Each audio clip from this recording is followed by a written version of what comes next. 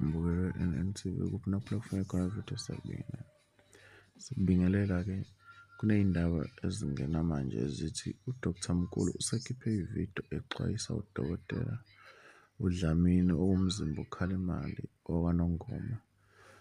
Isixwayiso sakhe sibhekene ngqo nodaba oluthinta indaba zeminikelo eyayinikelwa ngabaculi bakwaMaskandi mayelana nokudlula kaSicebe emhlabeni. Le ndaba-ke isithinte abantu abaningi okuyilapho kugcine kuvela khona ukuthi naye uyasoleka ekuputshuzeni noma ekuvezeni ulwazi oluthile. Uyatrenda ngama-voice note enziwe noma lapho aqoshwa khona ekhuluma lolu daba. Ngaphandle kokumosha isikhathi nayi ividiyo kaDkt Mkhulu ebheke kumzimba uKhalimali. Mina nawe sihlangane lapha ku-comment section.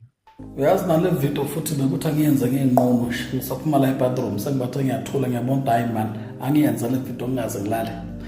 Nina zinyanga zonke inyanga enisegruphini no-Andile kule gruphi engabe nithi ama-Gupta noma ama-Gupta amasimba le gruphi yenu le yenyanga le. Niyamzonda umzimba uKhalimali. Angazi ukuthi why ningamkhuzi, why ningamhlalisi phansi ngoba nithi nine-group. Nimhlalise phansi nimtshele ukuthi hey bra yehlisa ukufuna udumo nasey'ntweni zabantu ezingakudingi. Just if you are the man, please mind yours and uphushe lento osokuyiphusha, uvala umlomo, ungakhulumi kakhulu. Uma uphusha into phusha lento oyiphushayo. Okunye nokunye siyakhuza njengami nje, I'm so very matured in my mind and I'm so very very brilliant and I know everything. Ngiyayibuka into before ngiqale or before ngiyikhulume phambi kwabantu, ngiyayibuka lento ukuthi lento izofika kanjani because la ngivuthiwe ngashaya kudala lemini. Mzimba uKhalimali yehlisa baba, ukuhamba ungena entweni zabantu, yehlisa budi, yehlisa. And kube uyangilalela mina as a man, mina straight talker, ngiyayiqonda into ngiyikhuluma ukuthi le iyabheda le. Ngakukhuzana kuMashini Mash, ngathi phuma kuMashini Mash, you are a doctor. You are helping everyone, international, all over the world. You are a traditional doctor. Usiza bonke abantu wena, but bawugijima phambili kuMashini Mash. Yey, mina nguzulu silweluzwe lethu. Ulweluzwe leni ngani wena usiza bonke abantu udokotela. Udokotela ngaveli entweni ze-strike. Iphoyisa liveli entweni ze-strike because li-protector wonke umuntu.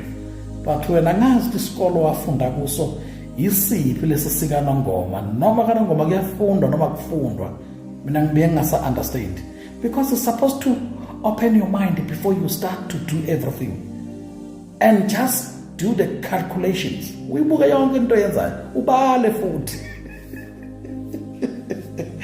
Hey futhi uba sunciphisa ulimi ubhuti wami, unciphisa ulimi umzimba, unciphisa ulimi lakho lubi man bhuti. Uyakhuluma too much. Awukhulumisi komjita wena.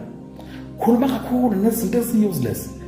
But-ke angikublame kakhulu, ngiblame lezi nyanga onazo kule group yamasimbi engabe nithi ubumbano noma yini noma ama-Gupta noma yini lento yomsangano le. Abakutshela amaqiniso bhuti.